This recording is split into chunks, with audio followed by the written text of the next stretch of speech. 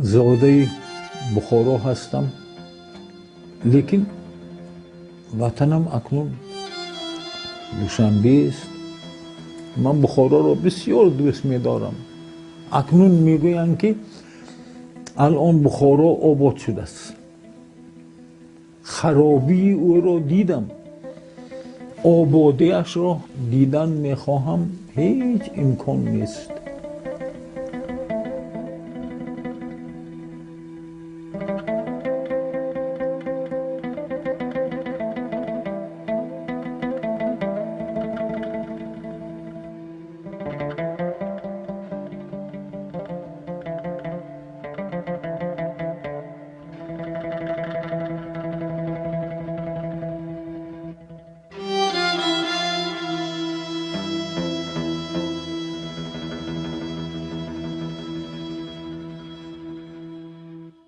این تازه نهال سبز و پربر بادا، در باغ حیات تازه و تر بادا. در وقت تولدش که بود اختر سعد، کردیم رقم که سعد اختر بادا. سعد اختر بادا ماده تاریخ است که سال 1343 قمری خواهد بود. با این میلادی ما 1925 سال تولد بنده. شعر پدرم صدر ضیا: یک مدت قاضی کلان اخذ القضات نیز شدند در بخارا. یک اندک، یک چند وقت.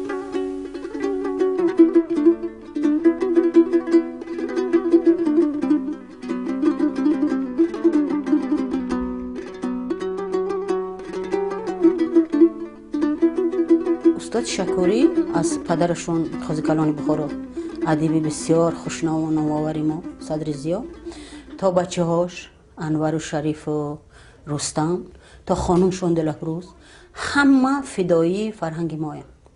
محمد جان شکوری مهمترین اثری که داشت در زندگی خودش و داره هنوز عمرش دراز باد همین است که این ساختار رابطه پیوستاری میان ادبیات امروز یعنی قرن 21 و قرن 20 تاجیکستان رو با ادب 1000 ساله ماوراءالنهر حفظ کرد. استاد اثبات کردند محققانه که ماوراءالنهر یا که آسیای میانه تداومی همون ایران است و فرهنگ ما اصلا فرهنگ مشترک نیست، فرهنگ یکیست. سمنگان و ایران و توران یکیست، از این مرز و تا اون بس راه و نیست میفرماید فردوسی بزرگ. محمد جان شکوری امروز یکی از شناخته شده ترین دانشمندان تاجیک در داخل و خارج کشور است. بیش از نیم قرن است که او به پژوهش در مورد زبان، فرهنگ، ادب و تاریخ فارسی زبانان آسیای میانه مشغول است و در سالهای گذشته حجم بزرگی از واژه‌های کهن و عبارات اصیل فارسی را از خانه‌های تاجیکان سراسر ماوراءالنهر جمع آورده است، مخصوصاً از سمرقند و بخارا که زبان مادریش در آنجا ریشه دارد. شکوری که سال گذشته 47مین کتاب خود را منتشر کرد، کتاب و کتابخوانی را جزو میراث خانوادگی خود می‌داند. عکس دارم از پدرم و بنده که قریب 1 ساله بودم، در بغل او هستم و به دست من هم کتابی داده است که سخت گرفتم. از همون آوان کتاب رو دیگر از دست نگذاشتم. تنها 6 سالش بود که پدرش را که به زندان حکومت بلشویکی افتاده بود از دست داد.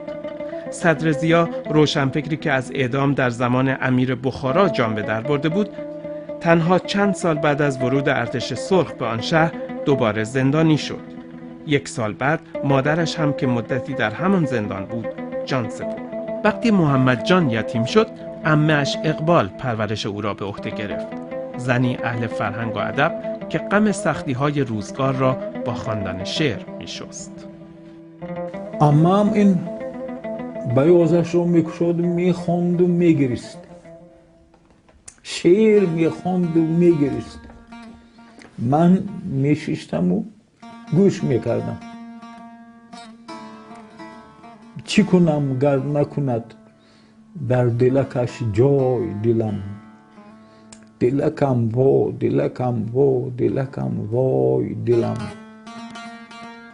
این گونه بیت ها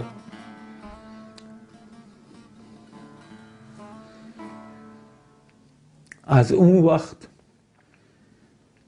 مهر سخن، مهر شعر بسیار به آهنگ خوب میخوند. از اون وقت با این خواندن و گرستن های عمه به دل من جا شد. در اون سالها وقتی در آسیای میانه بین تاجیک و ازبک مرز پیدا میشد، حکومت و فرهنگ ازبکی در بخارای تاجیک نشین شاخ و شانه میکشید و خیلی از تاجیکان بخارا به جمهوری تازه تأسیس تاجیکستان میکوچیدند. بخارا دیگر جای خانواده محمد جان شکوری هم نبود. حکومت شوروی آنچه از ثروتشان را که امیر بخارا باقی گذاشته بود مصادره کرد. خانواده شکوری هم به خاطر تاجیک بودن تحت فشار بود و هم به دلیل مخالفت صدر ضیا با حکومت بلشویکی بخارا. برای محمد جان کوچک و عمه‌اش راهی جز مهاجرت به دوشنبه که آن وقتها استالین آباد نامیده میشد نماند. آنجا بود که استعدادهای او شکفته شد.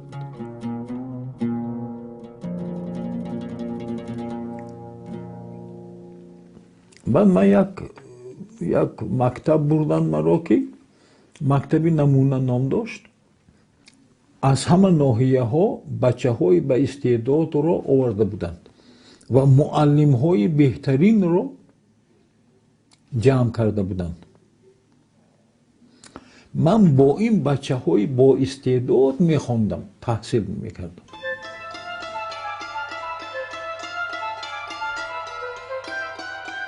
وقتی به دانشگاه رفت و فکر و اندیشه‌اش مستقل شد، هنر و ادبیات را برای تحصیل انتخاب کرد که از کودکی به آن خو داشت. موضوع پژوهش‌های دانشگاهی او کسانی بودند که با پدرش هم فکر و به دنبال راهی نو برای آسیای میانه بودند. روشنفکرانی که با نام جدید شناخته می‌شدند و شماری از آنها در موج ترورهای استالینی دهه 30 اعدام شدند. اولین تجربه شکوری در مقابله با سیستم ایدئولوژیک شوروی. من یک موضوع گرفتم از ادبیات جدیده از سید احمد خویجه عجزی، نام شاعری که یکی از مشهورترین شخصان ابتدای قرن 20 در سمرقند بود. خیلی آموختم، بایگانه ها را دیدم، کتابخانه ها را دیدم، خیلی مواد جمع آوردم. شرده رساله به زبان روسی آن را هم آماده کردم برای دفاع. لیکن مهنتی 4 ساله من سوخت. اکادمیسیان عبدالغنی میرزایف دعوا کردند که عجزی شاعری پیش قدم نیست، جدید است. ملتچی برژوازی، ملتگرا. برای گرفتن مدرک دانشگاهی شکوری پایان نامه‌اش را درباره کتاب یادداشت‌های صدرالدین عینی نوشت که زاده بخارا بود و امروز پدر ادبیات مدرن تاجیک نامیده می‌شود. عینی هم در زمان امیر به جدیدها نزدیک بود، اما از تصفیه‌های دهه 30 استالین جان سالم به در برد و بعدها رئیس پژوهشگاه علوم تاجیکستان شد. آنچه شکوری آن روزها نتوانست بنویسد، امروز آشکارا میگوید. جدیدها اصلاحات خواه بودند، راه‌های رستگاری ملی را می‌جستند و این راه را از طرف مکتب و معارف و از این ساحه ها جستجو میکردن. مکتب های نو شدن، روزنامه چاپ کردن، کتاب چاپ کردن و هاکذا. خواهششان انقلاب فرهنگی بود. قوه‌های ارتجاعی در بخارا خیلی عظیم بودند. ملاهای کهنه‌پرست، حکومت امیری خیلی قوی بود، لیکن انکشاف حرکت جدیدی چنان بود که اگر به اون طرز میموندن که انکشاف یابد، پیشرفت کند، خیلی نتیجه ها میتوانست حاصل کند. استاد عینی میگوید که خلق بخارا انقلاب را نمیخواست. ملاهای پیش قدم جدیدها نیز مشروطه خواه بودند. در این صورت انقلاب اجتماعی به اون طرز که بلشویک‌ها سال 1920 به وجود آوردند، زمینه در بخارا، در امارت بخارا زمینه اجتماعی نداشت. با این وجود حکومت شوروی بساط خود را در آسیای میانه گسترد و در آنجا مستقر شد. اگرچه محمد جان شکوری زاده بعد از انقلاب شوروی است و با ایدئولوژی آن نظام بزرگ شده بود، ولی گویی در آن زمان دیگر شعار تساوی خلقها برای او بیرنگ شده بود، به خصوص وقتی میدید که حضور زبان روسی در مدرسه و دانشگاه و خیابان هر روز قوی‌تر و زبان تاجیکی به کنج خانه ها رانده می شود.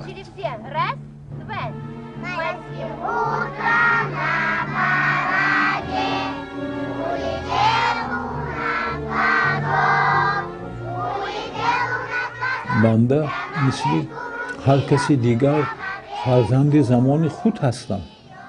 در زمان شوروی که ما جوان بودیم، هر فکر، هر گپ که بود عین ثواب حساب میکردیم. لیکن در همون وقتهایم بنده کوشش های داشتم که خلاف فکر عموم کشور شوروی میرفت.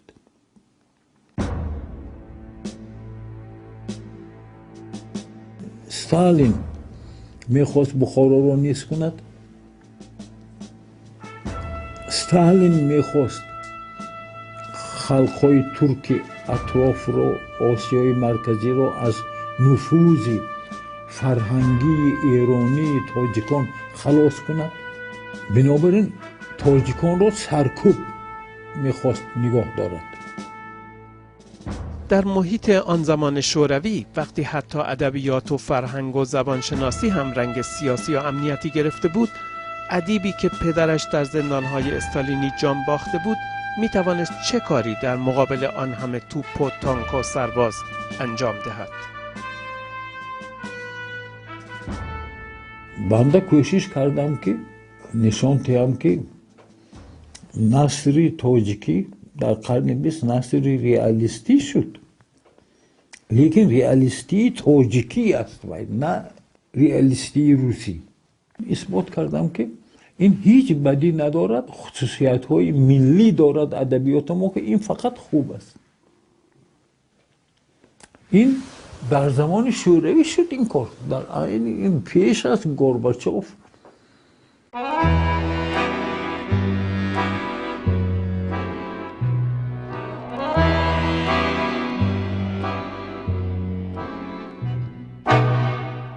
با این وجود دوره پروسترویکا و تحولات زمان گورباچوف امکانات بیشتری برای بیان عریان مشکلات فارسی زبانان آسیای میانه فراهم آورد. راه فکر گشاده شد با آمدن گورباچوف. راه و روشی نو پیدا شد در ادبیات، در ادبیات شناسی و اون چیزهایی که بنده بعد از این نوشتم از اون چیزهایی که پیش از این نوشته بودم به کلی فرق میکند.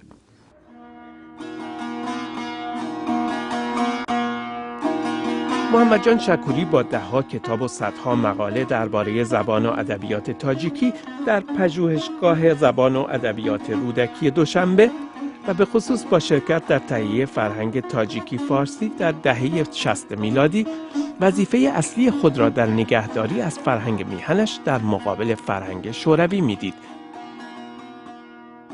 یکی از اولین دستاوردهای شکوری شناساندن فرهنگ تاجیکی و در مرکز آن بخارا به تاجیکان و دیگر فارسی زبانان بود. اگرچه او خود در کودکی بخارا را ترک کرد، ولی یاد این شهر همواره با اوست. بخارا رو قبة الاسلام میگفتند، بخارای شریف میگفتند. مدارس زیادی داشت، دانشجویان زیادی از تمام آسیای مرکزی می آمدند و نفوذ فرهنگی تمام این خلقهای اطراف از اویغورستان تا تاتارستان در زیر نفوذ فرهنگی ایرانی بخارا و مردم تاجیک میزیستند. اگر مکتبی باشد معلم آن تاجیک بود یا کسی بود که در بخارا تحصیل کرده است. تا امروز هم هر جا صدایی از بخارا بلند شود، شکوری در صف اول حاضر است.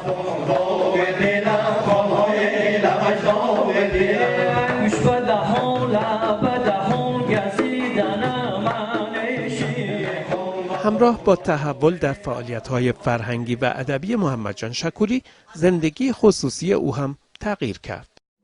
الحال 22 سال می شود من با استاد زندگی دارم و این 22 سال برای من 22 روز برای تمام هستی من وابسته است به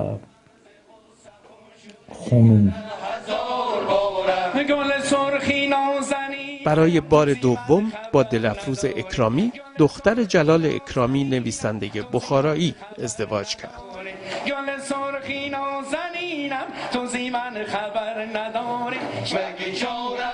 سال 1989 تمام جمهوریت زودروز پدرم رو جشن می گرفتند و ما با بخارا رفتیم و در اونجا استاد گفتن که من به شما یک گپ دارم،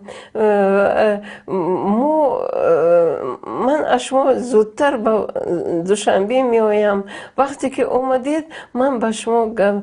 من حیران بودم که و استاد با من چی میگویند. خیلی خوشبخت هستم که خانم نصیب من شده بود است و در پهلوی من است. اگر خانم یک هفته بیمار شود و بخوابد، من تمام من نیستم. وقتی که من استاد محمد جان شکوری و دلفروز اکرامی را میبینم که مثل دو کبوتره که عاشق و دیگر سر به سر زدند و صحبت میکنند، همون سخنهای معروف سوزنی سمرقندی با یادم میاد که میگه که گویند همه چیز به هنگام بود خوش، ای عشق چه چیزی که خوشی در همه هنگام.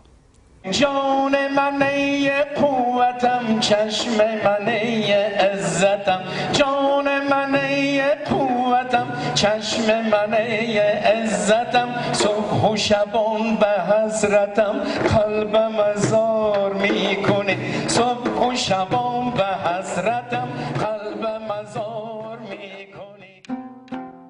با فروپاشی شوروی و استقلال تاجیکستان، پیوند روشنفکران تاجیک با مسکو ضعیفتر و ارتباط آنها با ایران و ایرانی‌ها قوی‌تر شد. موسفیدان بخارا یک وقت زبان ایرانیان را عیب میکردند. چرا اینطور میگوید؟ در زمان ما اینطور شد که سالخورده های بخارا میگویند که این رادیوی تهران گوش کنید. اونهایی که دیروز زبان ایرانیان را عیب میکردند، امروز گفتن که رادیوی تهران زیبا سخن میکند.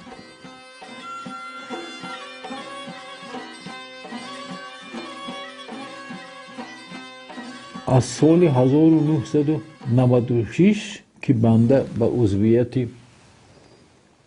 فرهنگستان زبان و ادب فارسی پذیرفته شدم، هر سال میروم ایران، در کارهای فرهنگستان شرکت میکنم. کوشش میکنم که فقط سامع نباشم، بلکه فعالتر باشم